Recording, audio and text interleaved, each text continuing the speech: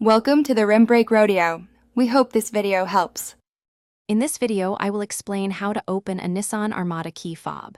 First, gather your essential tools: a small flathead screwdriver and a fresh CR 2032 battery. Having these ready makes the process smooth and quick.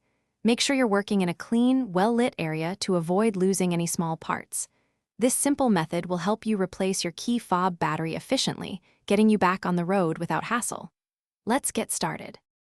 Now, let's open the key fob. Look for a small slot, usually on the side or bottom edge of the fob.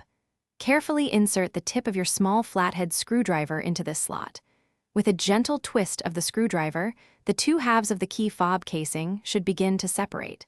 Be patient and avoid using excessive force to prevent damaging the plastic.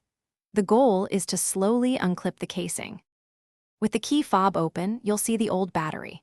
Before removing it, take a quick mental note of its orientation, specifically which side is facing up. This ensures you install the new one correctly. Use your flathead screwdriver to gently pry out the old CR 2032 battery.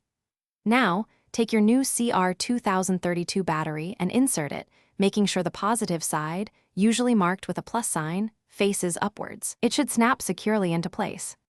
Finally, it's time to reassemble your key fob. Carefully align the two halves of the casing, ensuring all the internal components are properly seated.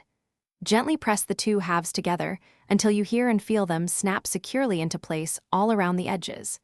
Give it a quick test to make sure it's fully closed and feels solid.